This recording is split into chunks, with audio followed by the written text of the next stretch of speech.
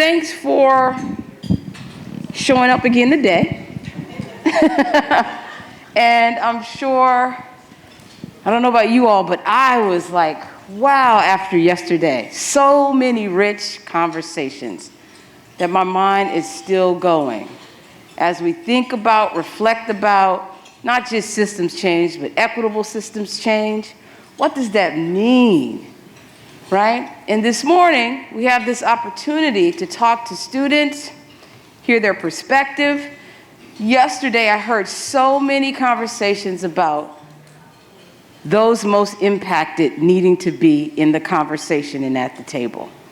And so, the students are going to give us those perspectives that we often miss. I'm going to turn this over to Aaron Lynch, our wonderful MC. Oh, you need this one? For the day. So, good morning, everyone. Good morning. I know this is really the panel you wanted to see, right? Because this is literally all of the hard work we're doing, right? These students represent everything that we wish we were at their age. So there's that. So I want to make sure that we open up with our land acknowledgement, of course. And we have another set of researchers to highlight today. I don't know if you've noticed the theme, but we've been researching different sets of researchers that have been funded by NSF who are doing work in our Native and Indigenous communities. So we want to make sure that we're respectfully beginning with our acknowledgement around that our convening is located on the ancestral lands of the Anacostans of the Algonquin Nation and the neighboring ancestral lands of the Piscataway and the Pamunkey people. We recognize that the nations of the Pamunkey Indian tribe, the Chickahominy, the Eastern Chickahominy, the Upper Mattapony, the Rappahannock, the Nansemond, the Monacans, the Lenape, the Natticoke, the Padawans, the Susquehannock, the Tutalut, the Saponi tribes all contribute to the lives and the lived areas of these and live in the surrounding areas of Virginia and Maryland. As academics, it is our responsibility to acknowledge the sovereignty and the traditional territories of these tribal nations and these treaties that were used to remove these tribal nations, as well as acknowledge the histories of dispossession that have allowed for the growth of our academic institutions and organizations. Consistent with the Includes Hub commitment to diversity, equity, inclusion, and belonging, we acknowledge the historical and current experience of Native people as it helps to inform the work that we do. And today we want to highlight 4 projects that are currently active within the NSF portfolio. The GA5, Data Science in Indian Country, by researchers Deanna Dull Bolton and Navita Bueno Watts at the University of Minnesota Twin Cities. We know these people? Yay! Oh, it is you! Yay! We got celebrities in the room, y'all. Wonderful. The Voices to Hear project, Native American youth learning about environmental sciences related to careers and engaging their communities through podcasts by researcher Samir Hanward at SUNY Buffalo. A culturally relevant computer science education program to expand equity, access, and opportunity for Native American high school students by researchers Kathy Deerenwater at ACES. Oh, I thought I had 4. I apologize, there's 3. So those are some great projects that are being funded and active right now if they align with anything that you're doing, or you want to connect with some of the researchers here to hear more about their work, please be sure to seek them out. So again, we are really excited about this powerful panel that we have today that is centered in student voice and led by our students. I am merely here to facilitate questions. This really is about their experiences. We will have protocols in terms of Q&A session. So Matt, raise your hand. He will be our card collector. He is our Vanna for today. So if you have questions, we have index cards on the table. Please fill those out. And Matt will be our runner to get those to us at the end of our session. Are we clicking? What is? You good? I don't know what's going on. Logistical things, we'll just keep those up and going if that's, okay, great. Now we'll get started. So our students have been prepped, right? So they have their questions, and these students are way more diligent than I am when it comes to questions and answers. So I'm really excited about hearing more about their stories and for you all to hear and learn more about them as well. So we're going to start with some introductions, and we will start with Marky and move our way to Jason, if that's okay. And so introductions and fun fact.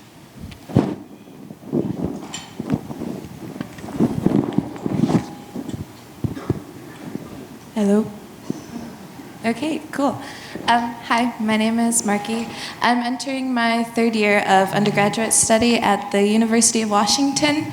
I'm studying atmospheric science, and I actually just got a job in oceanography, and I'm very, very excited about it.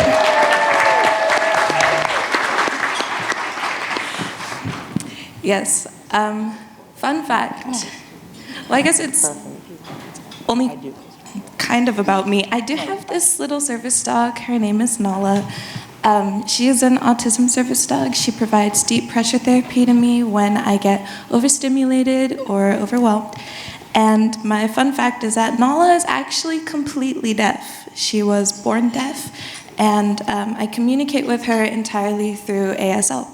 She has a vibrating collar for recall, and I've actually found that her deafness makes her incredible at her job because she has a lot less distractions. So I am very proud to have a service dog who herself is disabled. No. Oh. Good morning, everyone. My name is Angel Ortega. I'm a PhD student at the University of Texas at El Paso. I work with CASI, the Computing Alliance of Hispanic Serving Institutions. A fun fact about me, I have a twin brother who just finished his PhD and whose first name is also Angel. So. Good morning, everyone. My name is Anela Dueñas, and I am from the University of Guam. I will be starting my first year of graduate studies this fall, and I'm with the Seas Islands Alliance. And a fun fact about me is that I am both Micronesian and Polynesian.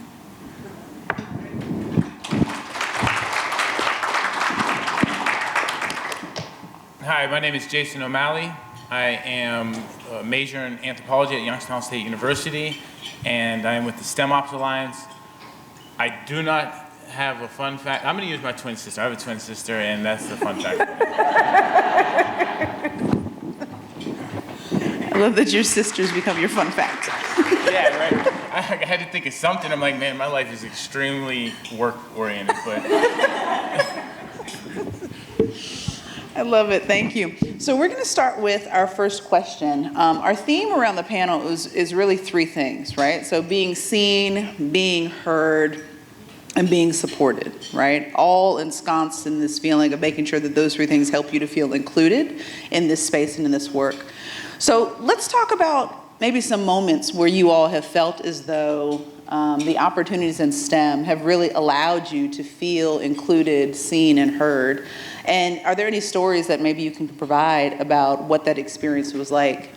What happened, who was involved, just tell us more about that. And maybe start with Marky. I would love to start this question. I want to talk about my incredible Professor Sarah. I don't actually know her last name. She liked to go by Professor Sarah. This was my first year of undergrad study. I was not very active with disability activism at the time, but I took this class called Disability and Ableism in Education. And we have this office at my school called DRS, Disability Resources for Students. And they do the bare minimum to remain within ADA law, and they still make it very difficult for students. I feel like they're there as a liability thing. But Professor Sarah understood this, and DRS sends out emails to all the professors before students start in class saying, hi, this student has this accommodations, please implement it in your classroom. And before the first day even started, Professor Sarah reached out to me over email, and she said, hi, I got the notification that you have accommodations. If there are any specific ways you want me to implement them, anything DRS has not considered for you, I want to make sure my classroom is as friendly and accessible for you as possible. And that meant so much to me, so much, because there is a lot that people don't see. And a lot of ways students can be struggling and you'll have no idea about it, and the people who are there to help us oftentimes don't help us. And what really, really made Professor Sarah my favorite professor easily is how on the first day, we all got there, and she goes, I've already reached out to some of you, but before we start, I would like to ask if there are any immediate accessibility needs for anyone in the classroom. Would you like me to dim the lights, to open a window? Is there absolutely anything that I can fix right now? And she addressed us as a whole. She didn't pick out any of the disabled students, and she acknowledged the fact that she could do things better as an educator to make her classroom more accessible. And I thought that was absolutely incredible. She started every single class this way, and it's something professors can do to create a positive, friendly, welcoming, inclusive learning environment for everyone, not just disabled students. And that was, easy to say, probably one of the best classes I've ever taken, not even kind of related to my major, but awesome. So thank you very much, Professor Sarah.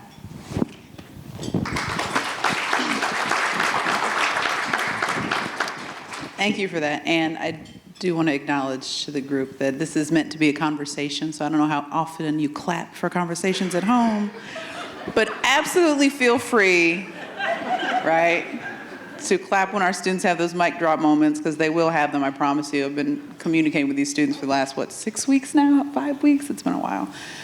We're moving in together soon. Just kidding. Okay. So we have some other really great stories, and Marky, thank you for sharing yours and opening this conversation in that space, and how you have a really great story too around that moment for you. Would you like to share? Yes. To give you a little bit of background, I'm an international student, and when I came to the US, I had my own process of adaptation and learning a new language, a new culture. But I came to El Paso, Texas, which is a predominantly Hispanic community. So I still felt somewhat in my natural habitat, if you will. However, there are, of course, differences coming from Mexico. The thing that for me was a pivotal moment of feeling welcome was when I was able to finally use my perspective and my voice to have impact on others. For me, it was, I was doing undergraduate research, and at the time I was working in a project where we were trying to teach middle school students about computer science. And for me, I really wanted to focus on who were the students that we were impacting. And they were low income, Hispanic, maybe even first gen, Spanish speaking students that I could relate to because I had gone through that. So the moment that I felt more welcome, more seen, was when I was able to use my individual perspective to have an impact on what I was doing. So that's powerful. You both bring out really strong themes in terms of the role of your individual identity being drawn into the classroom. And we know in culturally responsive teaching, that is a core of what culturally responsive teaching is. Do you feel as though that's something professors and faculty and just our systems in general can do a better job of? Speak it, Marky. Do you want to go for it? I can take it. For me, I think it's about understanding and creating those safe spaces for people to be their true selves. I think the one thing we can do is to be aware and to allow others to share whatever they want to share and bring whatever version they feel comfortable bringing to the table and to those spaces. For me, for example, being international, Mexican, gay, I don't necessarily always feel like I need to present myself in a particular way. However, I also don't feel like being one version of myself diminishes from the whole. And I felt safe bringing my whole self, depending on the situation, and sometimes sharing, sometimes not. But I just wanted to mention that because the conversation the first day was around intersectionality. And I just wanted to say intersectionality is not exclusive. We are not targeting a particular population because we are not just that. We're a collective, and we have a very diverse background. I absolutely love what you said. Yes.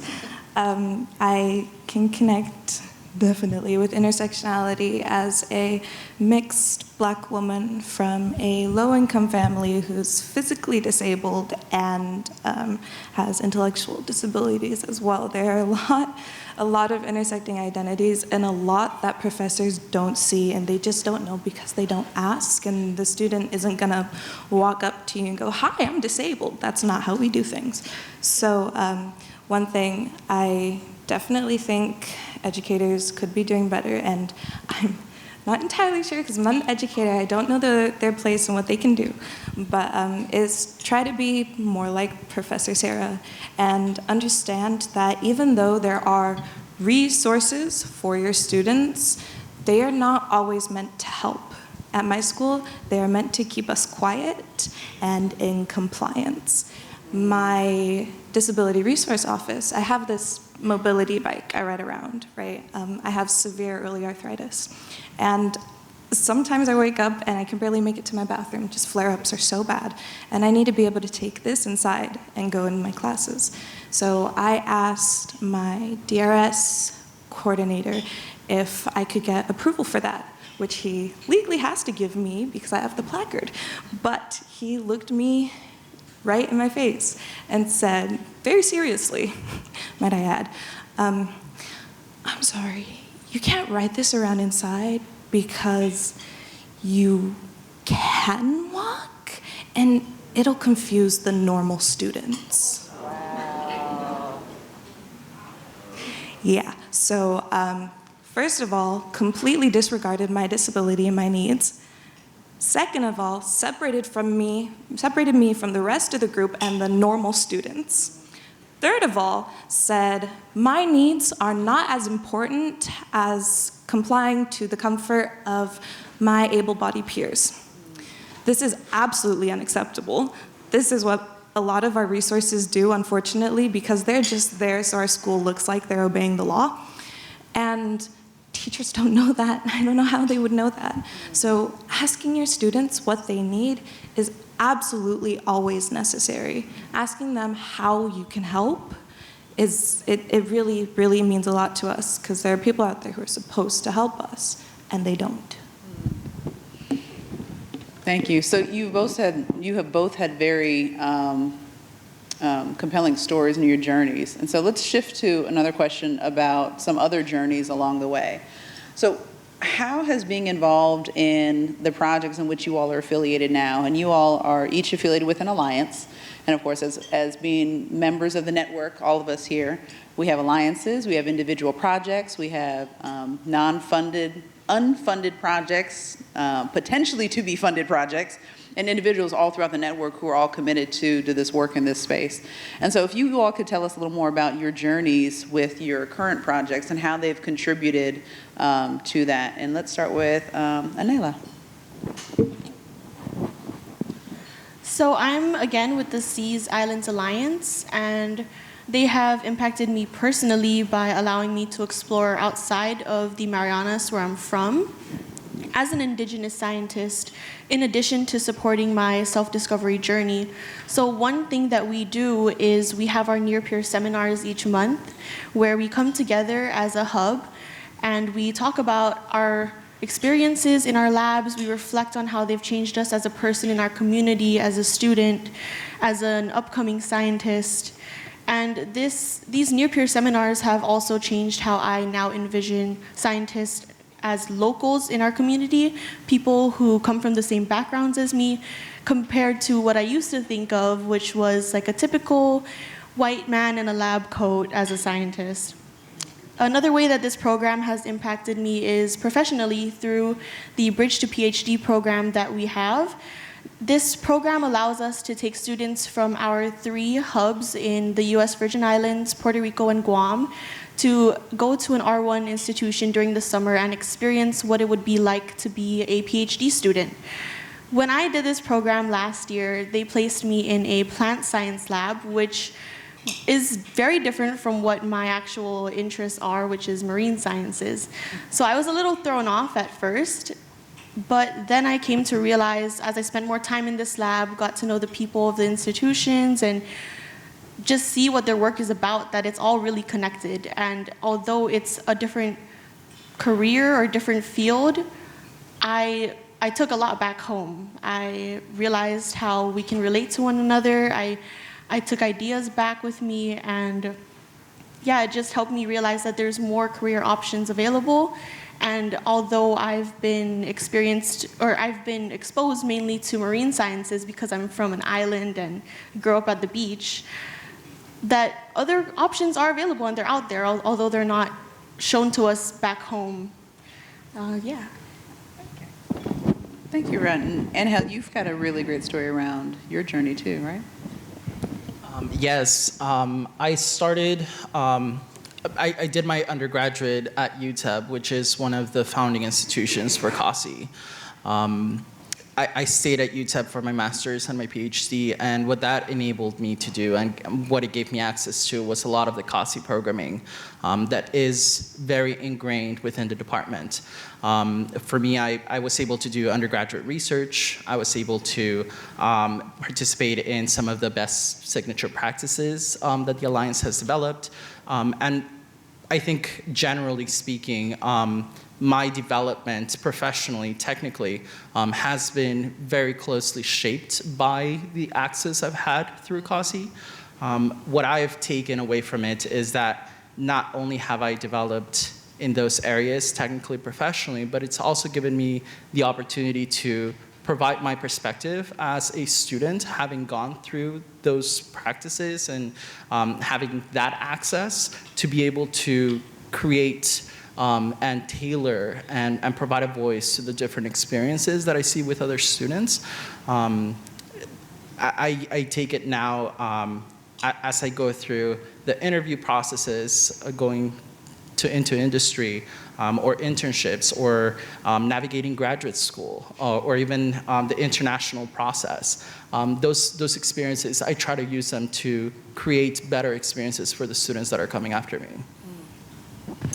I love that. So what I'm hearing is you both have really taken your experience to help shape your roles in this space, right? And so let's shift into maybe that question to talk about, to further talk about those roles and how you all see your roles within the communities in which you are participating and active and members. So talk us through maybe what you think about your role as being a steward or a leader or a voice in this space with your peers and communities and such. And Jason, you want to speak to that? Yeah, definitely. And it started, okay, so, well, first, let me say how I came into STEM Ops. I gave a speech in St. Louis. I'm an aspiring anthropologist, but I've made some mistakes.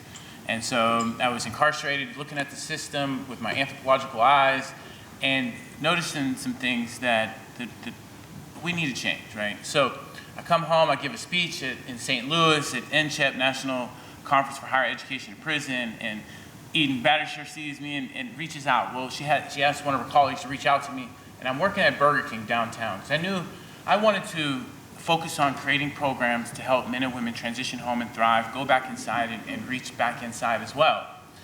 So I said, let me get a little part-time job and focus on finishing my degree, focus on helping to create systems that work. And Jill calls me, and I'm at Burger King, and I'm like, I don't got time for this. I'm being punked. She says she's from Princeton. I don't have time for this, right? But I said, you know what, though, when she said about my speech, I said, all right, this might be real. So I started to come on to STEM Ops, STEM opportunities in prison settings, and I said, you know, I've always been pushing. I've been teaching math for 15 years in prison, and I've always been pushing to challenge the math identity. Who told you couldn't do mathematics and be great at the university? Who told you that? And even if they didn't tell you out their mouth, they were saying it when they gave up on you, right? So I said, man, wow, STEM for the incarceration. I was pushing for the university, but to focus in like that was amazing. I said, yes, let's go. And so I started working with them, but I started to have this mindset shift or push for this mindset shift with the staff at the carceral facility I was at. How about residents of carceral facilities instead of inmates? Because they certainly don't call you residents, and we're lucky if they call you inmates. But well, let's say residents at carceral facilities. Let's say, what about staff and residents co-creating this space together? And what about safety and security? Looking at, is safety and security more barbed wire and more police measures, more stringent measures? Or how about, let's get in classrooms and educate and change mindsets and belief systems. Will that give us more safety and security? So I started this role as a steward or a leader earlier on, but now to have voice through STEM Ops and through these wonderful alliances, as my fellow panelists noted, that to be able to utilize our lived experience to have voice and to contribute in the space, especially since we are the major stakeholders in the system. How can a system serve my brothers and sisters who are still incarcerated or who are home now, but the system was never designed or included the voice of those that it directly serves? And so for STEM Ops and Eden and Stan and those that have continued to facilitate and allow us to have voice, I really appreciate it.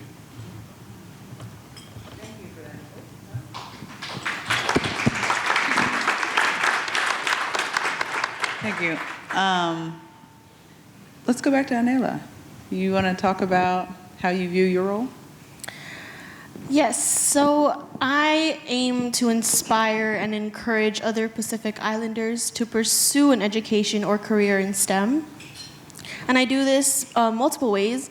One, by leading as an example that it is possible, by sharing resources and working towards creating new opportunities for students, specifically from the CNMI in Guam, which is my home, to participate in research. So my first mentor was an Indigenous scientist, and having someone to look up to for guidance with the same cultural background as me, with the same barriers as me, helped me so much find my way in this field. And because of this, I aim to be this person for others from my islands. Thank you for that. And Angel, you want to contribute? Yes. I think for me, it's the way that I see it is when you have access and when you have opportunity, you have the responsibility to make the best out of that. You have to be aware that it doesn't come often enough, especially if you're from an underserved minority group. The way that I see it is you have to take advantage of that, and if the door has been open for you, keep that door open or open it up a little bit more. I've found myself sometimes being the first, a lot of the times being the only. I've learned how to be comfortable with that, even though ideally we don't need to do that, but it's the one thing that I've had to learn how to do.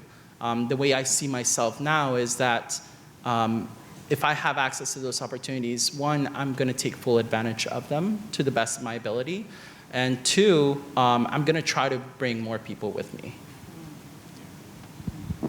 So what I'm hearing in each of your experiences is there was somebody or something that helped to alleviate a barrier for you to invite you into a space to bring your authentic self into that space to do the work that you were already passionate about doing. And in some cases, right, so Anela, to expose you to some other things that you didn't know you could be passionate about. Like, who knew plant sciences was cool, right? So like those types of things. Can you all speak more about some of those barriers? Like, what are your perspectives around structural barriers and the mechanisms that create them and hold them in place, and what can we do to change that, and some of your thoughts on those?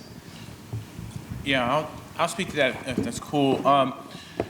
One prevailing mindset, and we talked about mental models a lot. I've been kind of on that kick. We've been on that kick a lot, and it's so important. One mindset that is very prevailing in the carceral system, in the justice system, is this us versus them mentality. Our judicial system is an adversarial system. The United States, versus Jason O'Malley. Well, I knew who my enemy was off top, right? And those lines are drawn. Those lines are drawn, and it's pervasive throughout the system, right? In carceral facilities, you cannot collaborate with the staff. Now, my colleagues, my life coaching colleagues, we were trained as life coaches. We were afforded a wonderful opportunity, and we pushed the envelope. We started collaborating with some staff and started, I'm a teacher, so I'm teaching. And so I'm teaching the staff as well, because I want the staff I want them to thrive too. I want this whole culture to thrive, right? So one of the barriers that is still prevalent is this us versus them mentality, in that you cannot work together to co-create this space. So as we push, that's a barrier. As we push for STEM programming or any type of programming in carceral facilities, we have to look at these mental models. We have to look at these prevailing mindsets that are absolutely barriers. One I mentioned earlier is safety and security. Well, STEM, the T in STEM, technology, is something you cannot introduce into a carceral facility. Labs, for other types of sciences, how do we introduce those things? And so we're looking at STEM ops on how to do that, and to reduce or minimize or eliminate or kick down any and all barriers, to give access, to my Angel's point, to help to facilitate access for these, which gives access to the economy. Technology gives access to the economy. So if we're not giving access to technology and STEM for the incarcerated and formerly incarcerated in carceral facilities, we're absolutely not giving access to the new economy. And so this notion of safety and security, again, it's not barbed wire, it's not handcuffs, it's not draconian measures. It's helping to educate, it's helping to give hope, it's helping to give opportunities. That's true safety and security. So these are mindsets and mental models that we absolutely have to take a look at. Thank you. I really wanted to answer this question. Wow, there's so many barriers for the disabled students. I mean, I even knew this before going to college. I did Running Start in high school, which is pretty much community college classes during high school. And I planned to redo the classes during my freshman year.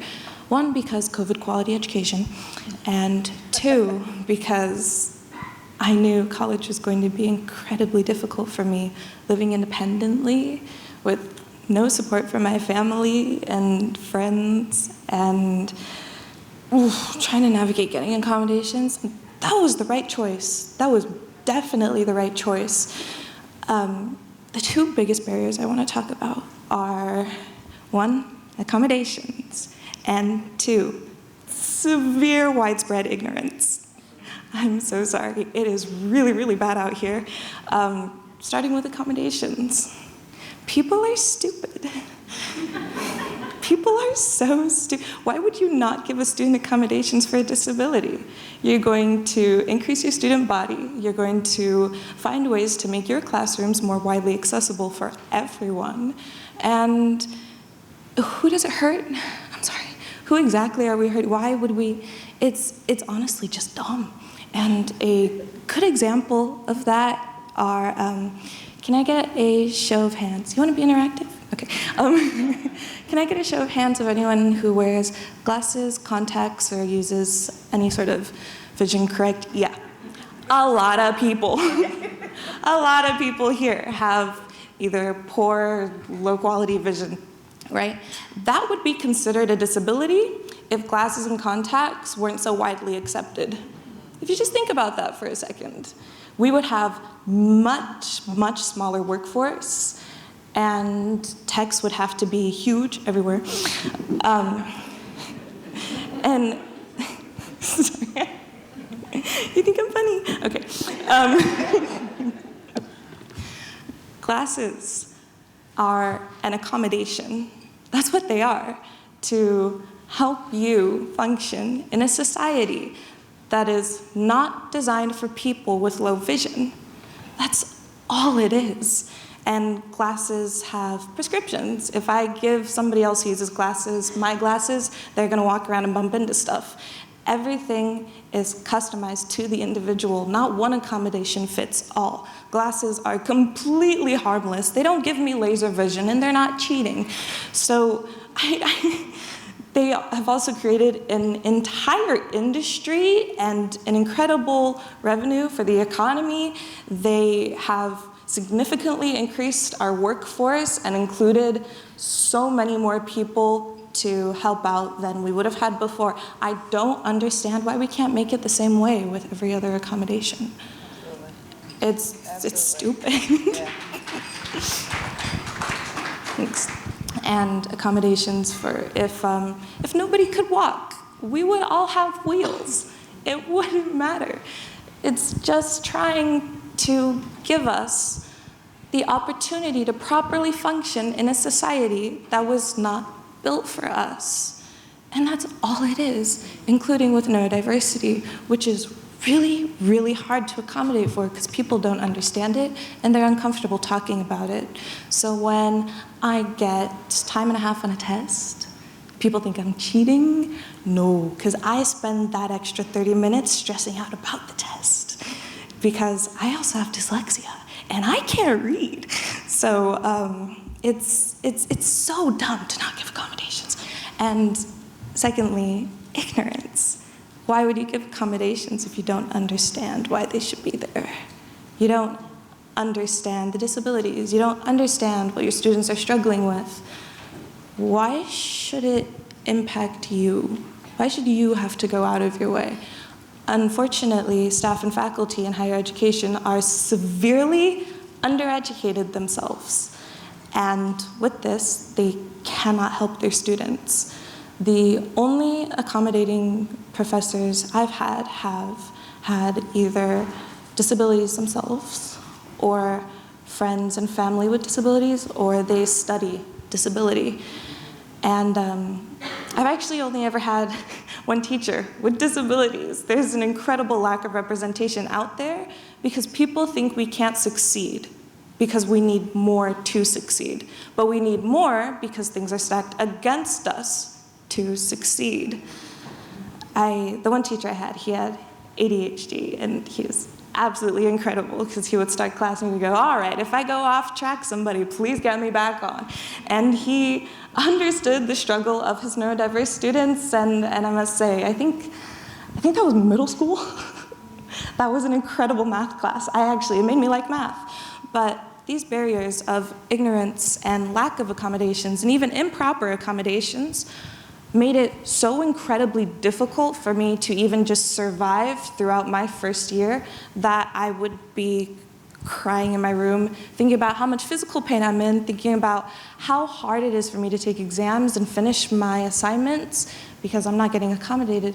And you can see when I went and sat in the DRS office for 4 hours staring at people, making them uncomfortable until they gave me proper accommodations, because proper accommodations are also very important. If you give us the wrong things, like an incorrect prescription for your glasses, well, you still can't see, can you?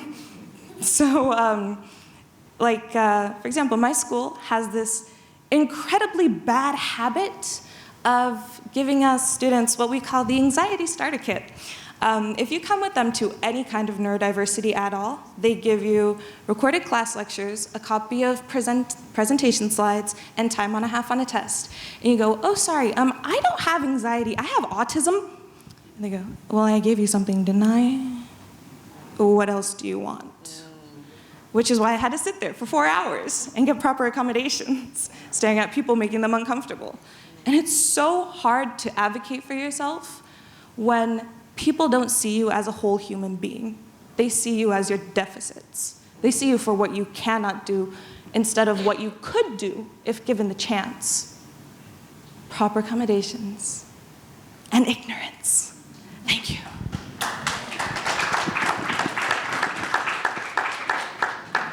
So Marky's email is for when you want to hire her as an independent consultant for your projects and or campuses. No, I mean, how powerful is that, right? We talked about that yesterday in one of our sessions, that, the definition of equity has a very contextualized focus, right? And for a disability office to give every student the same is kind of counterproductive to providing individualized accommodations that are equity driven and focused for that specific student. So that is an incredibly powerful story, and we thank you so much for sharing that. Angela, you also have, right? Yes, a great story around around this question and what barriers that you want to identify and call out for us. Yes, so living in the CNMI and Guam, or really any island, I think, having resources being brought in is very, very hard. So one barrier that I went through was in high school, where we did not have a biology teacher. And it was one of those classes that you had to take to graduate. But they would give us other teachers who maybe taught language arts, or would switch us around day by day, go to this class, go to that class. We weren't really learning anything. And this was really important to me because at this time I knew I wanted to major in biology in college, but I wasn't getting the fundamentals down. I wasn't learning anything about what I wanted to do. So this put me back when I entered college behind from my peers from who knew the basics already. And another thing is not having the proper classrooms and attending classes in tents in my 2 years in community college due to super typhoons hitting our islands. And just another one hit Guam this May, which was very devastating for our island.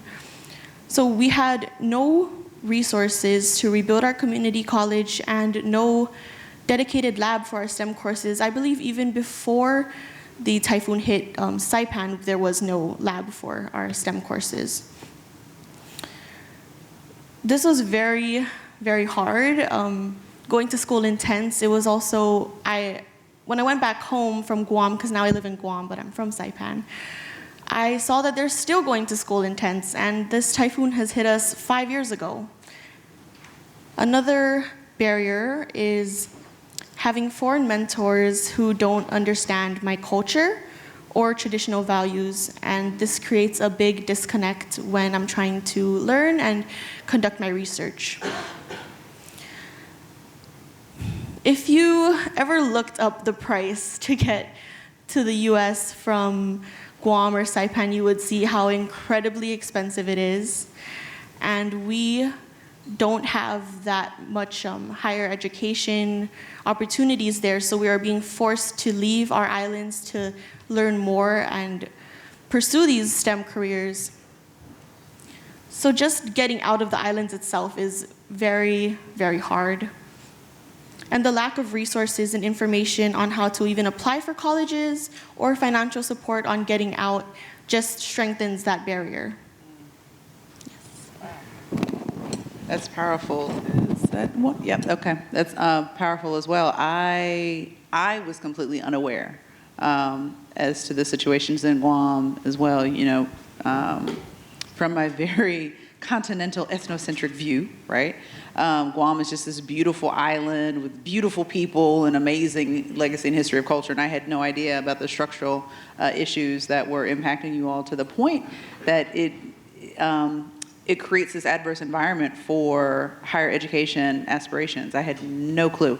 And that's definitely something that I want to thank you for exposing me more to, that we at QEM will definitely, where's my executive director? I know she's here, and I hope she's taking this down. We will definitely look into some other aspects, and I hope others in the room can think about how they can connect with the CIOS program and Alliance as well. Thank you for that. So let's wrap up, if we can, and go into some Q&A. I have not seen anybody actually writing questions, which means that these students have been so amazing that you're like, we don't have anything else to ask them, but I doubt that you don't. So I'm gonna just, oh, we do have questions. Yay! Thank you, Kurt, he's amazing too. Right, so let's wrap up with our final question and move into some Q&A. Starting with Kurt's question, because he was so bold to bring it to the front, which I love. So our final question is really, what would you all really like to share with attendees?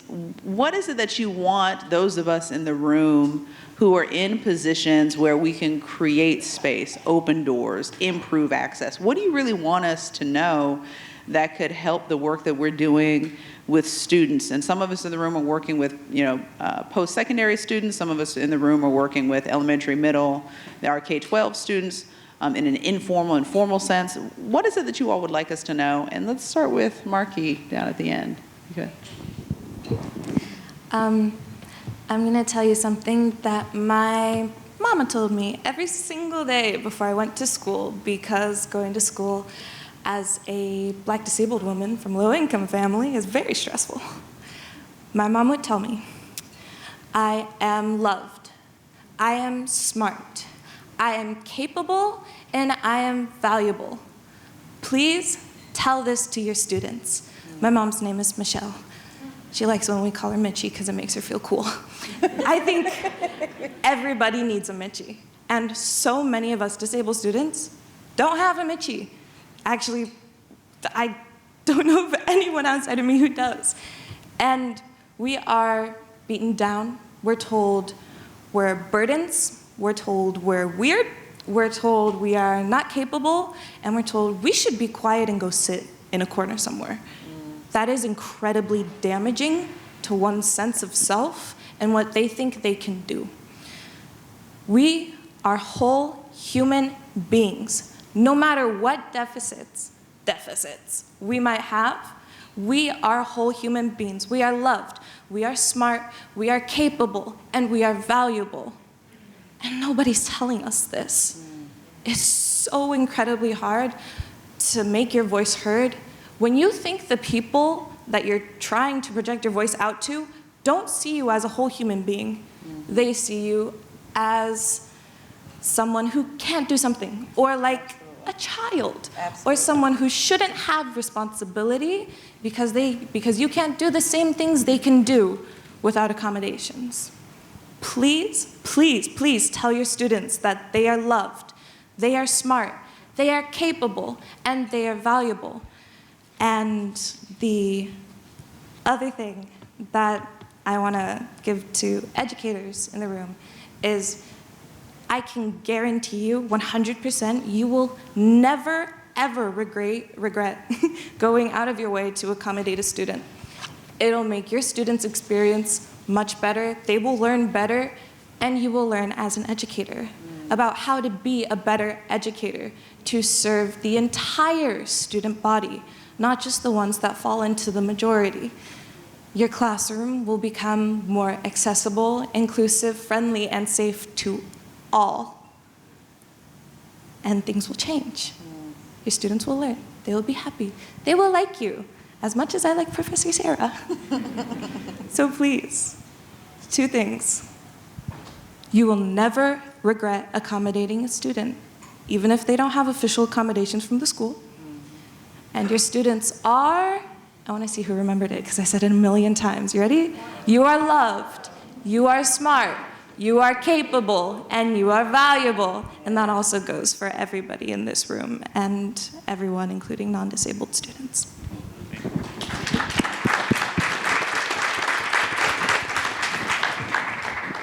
I just wanted to add, as a takeaway that I would want you to leave this room with, the work that you do has an impact on the collective of students, but also it might be completely life-changing to individual students. So if you're ever in the situation where you feel discouraged or you feel like this is too much, from a student who has gone through some of the programming that has come out of this room, know that it has a huge impact. It changes lives. The work that you do matters. And yeah, just take that with you.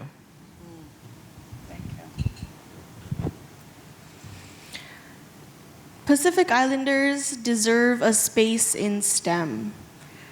But we need resources and access to information to create this space for Indigenous science. And that is what I want to leave you with. Love it. Thank you. All right, mic drop. Yeah, so I have to stand up, and normally I don't break rank. well, you let the feds tell it. You let the Fed, well, so it's a different part of the feds, but they might say that I rank a little too much if you look at my record. But yeah, so I wanted to come out because this table reminded me of the distance of the walls and the fences of my brothers whom I left back at FCI McKean, the federal prison that I was at, and my sisters who are in prison as well. And since they can't come out and tell you how great they are, I said I'm gonna come out a little bit and tell you the wonderful human beings that are incarcerated and don't have many opportunities. And if we just give them a little bit of supports and some programming, you're gonna see some of the most wonderful, creative, talented human beings that you'll ever meet in your life, who are absolutely academically and educationally malnourished, but they are hungry. And when you go in there, it'll be the most fulfilling experience you've ever had in your teaching career. And another reason I wanted to come out is because as I was teaching the men, I had to look into their eyes and make sure they were getting it. So I wanted to get a little bit closer and make sure. But we'll know, I used to know that they were getting it when they put that pencil to paper and the excitement. And I'll see that with you all too. Thank you.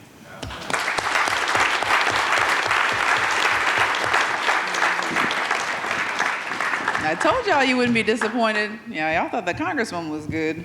We're gonna pass the plate and get these people in office, because, right. So we have some questions from the audience. So we're gonna start with Kurt's question. What online resources have really helped you all to overcome barriers? And what are some new resources that you think would help build access, resilience, and community? Yep. Education! You don't understand a disability? Google it. It's not hard. I'm so sorry. It's not hard. You can type. You can read, I hope. It's when students and faculty are trying to ask me about my disabilities and why I need these things, I send them to websites because it's not my job to explain. So online resources, like the Tapped into STEM page, we actually have a bunch of articles you can read about different disabilities and stuff. I highly recommend you go look at it.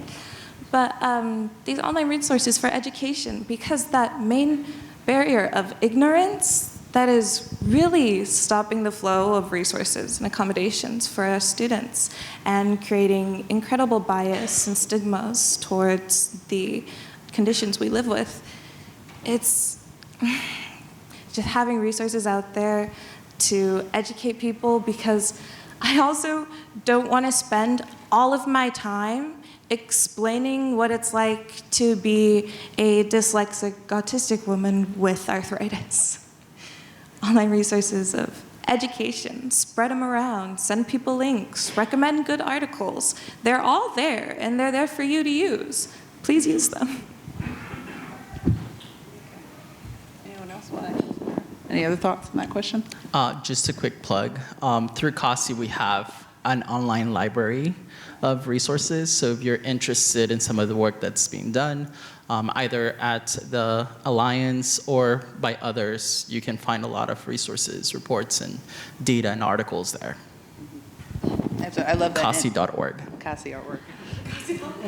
Because Mark, I'm pushing back on the search Google thing, because you never know what you'll find. And as a former special ed teacher, we're not using Google to find out how we can better accommodate our students. But the articles, the resources that Tapped into STEM are doing absolutely phenomenal. If you haven't already gone to their platform, please make sure you do that, as with all of our alliances. Let's go on to another question. So this question is really about student voice, which was the theme of today's panel, which is great. So how could alliances and other projects work on their efforts to broaden the participation in STEM integration? In STEM, by integrating and empowering student voice in their governance. What would that look like for you all? I'll repeat the highlights of the question. What would it look like to empower and integrate student voice into the governance of projects and alliances? I think I can speak to this one a little bit based on experience. Because I have grown within CASI and its ecosystem, I've been very fortunate to also participate in a lot of the programming, not just as a participant, but now as a facilitator. And because of that, I'm able to use my perspectives and my interactions with students to help guide some of the student-facing programming that we have within the Alliance. What has allowed me to do that is that the backbone understands the importance of the student voices, and I've been given the flexibility to be able to do that organically. So we have different initiatives that were started by the Alliance, but now have grown to be students-led. For example, we have the Coding Interview Club, which started as a problem-solving initiative with our industry partners within the Alliance, and now it's student clubs that are run at different institutions within the Alliance. So one, understand that the students can also be great advocates, which we have a student advocate's role within our Alliance. That's one. Two is they understand what your students need because they are students, so their perspective is frontline. And then three, they have great ideas. And this is echoing what Congresswoman Johnson said yesterday. Make sure that you're listening to those perspectives, those voices. They have great ideas. They might just not know how to go about developing those ideas for the programming. For sure. Yeah, and I'd like to just add, STEM Ops has done a wonderful job of, as I've noted, of including the major stakeholder, those with lived experience. So as we are mapping the carceral system and informing it with multiple stakeholders, most importantly, those with lived experience, it's just, it's woven into the ethos of the culture to, as STEM programming, robust STEM pathways for the incarcerated and formerly incarcerated, whom are absolutely going to enrich the STEM fields in a way that no other lived experience can do, and look at problems with the same resolve and resilience that has helped them to overcome so many obstacles in life, will absolutely be able to solve these problems in STEM differently than others. But it seems, because it's woven into the ethos of the culture of STEM Ops, to include that voice as we transition, well, I'm a student already, but as my colleagues who come home or inside already and who come home and are getting the STEM programming, they're absolutely going to be included because it's already woven into the ethos of the culture of STEM Ops. Thank you for that. And I don't know who wrote this last question, but this is a goodie. This person gets it. So this question, and I want to answer this one too. So this question says, a lot of universities are so focused on preventing cheating that they create these adverse environments for learning. What would you all like to see in the form of test taking, grading? What issues do you find with the tools that that are currently in place at your institutions? And Mark, let's go, Marky, let's go, because look, my SPED background and your lived, let's go, Marky. We can go back and forth on this one. First of all, tests are a study tool. They are very rarely an accurate measurement of the student's understanding of the course content.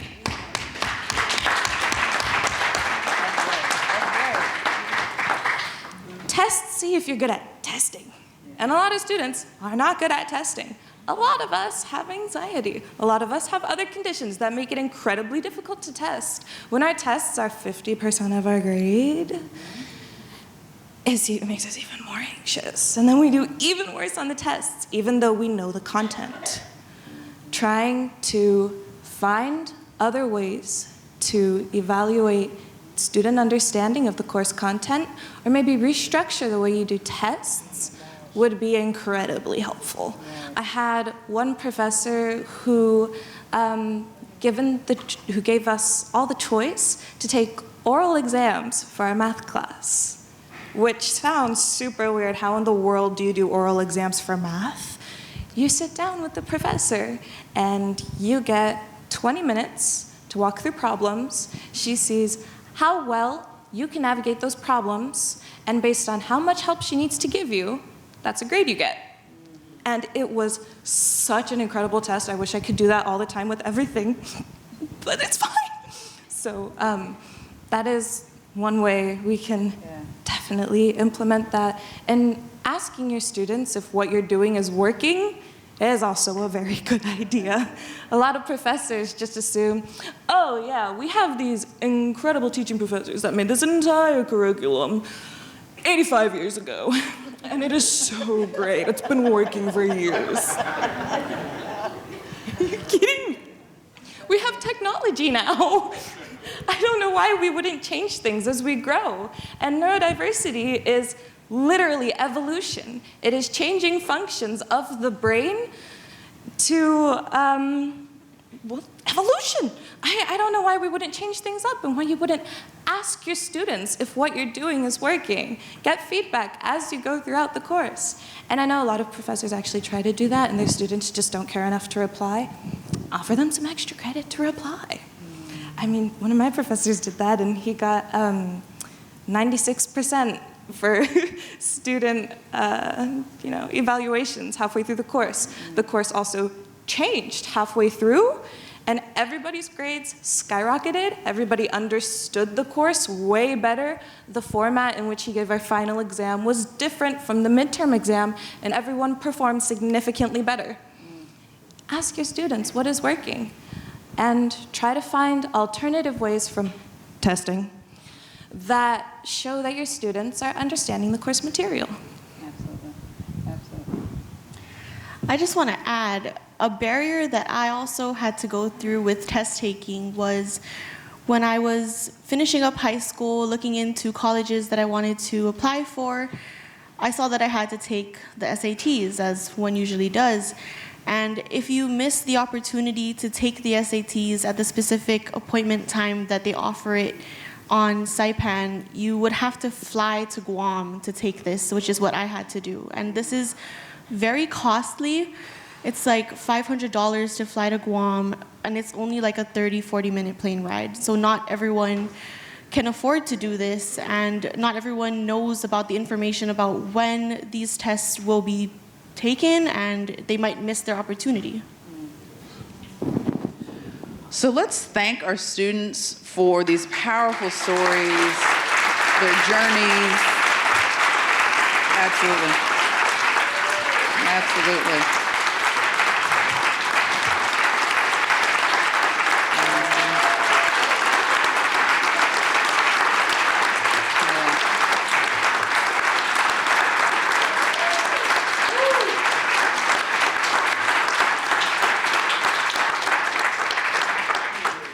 Y'all gonna make me cry. Yeah, amazing. And how perfectly timely that your stories help us transition to our next plenary session, which is around communication and storytelling, and how we can take, these experiences of our students back into our work to make sure that we are capturing the stories of the communities with which we are working and co-designing and co-building as members of this network. So thank you again so very much. Obviously, those of you in the audience who want to talk more with our students, they will be here for the rest of the day. So feel free to start recruiting them into your programs, because it sounds like some of them are ready for doctoral programs. But again, thank you all so very much for your time today.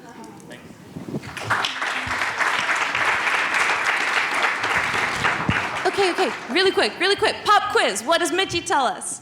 We are loved. We are smart. Yes, we are.